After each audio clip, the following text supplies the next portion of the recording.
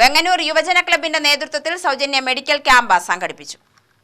ചിറ്റൂർ കരുണ medical കോളേജുമായി സഹകരിച്ചാണ് സൗജന്യ medical camp സംഘടിപ്പിച്ചത്. വെങ്ങന്നൂർ ഗവൺമെന്റ് LP സ്കൂളിൽ നടന്ന ക്യാമ്പിൽ ജനറൽ സർജറി വിഭാഗം, ജനറൽ മെഡിസിൻ വിഭാഗം, നേത്രരോഗ വിഭാഗം, അസ്ഥിരോഗ വിഭാഗം, പ്രസവ സ്ത്രീരോഗ വിഭാഗം എന്നിവയിലെ വിദഗ്ധ ഡോക്ടർമാർ പരിശോധന നടത്തി. KD പ്രസേനൻ MLA ക്യാമ്പ് ഉദ്ഘാടനം ചെയ്തു. രോഗം വരാതിരിക്കാനുള്ള പ്രതിരോധ പ്രവർത്തനങ്ങളിലാണ് കേരളം ഊന്നൽ കൊടുക്കുന്നത്.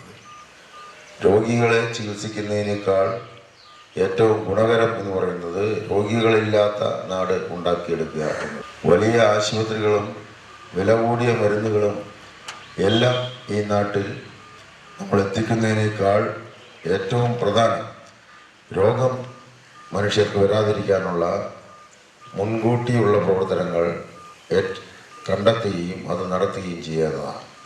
അതിലാണ് ഗവൺമെൻറ് ഊന്നൽ കൊടുക്കുന്നത്.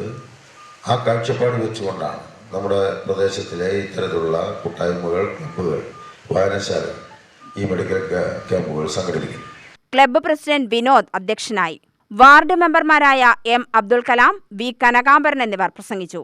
ക്ലബ്ബ് സെക്രട്ടറി KS അൽത്താഫ് സ്വാഗതവും ട്രഷറർ ഷൗക്കത്ത് അലി നന്ദിയും പറഞ്ഞു.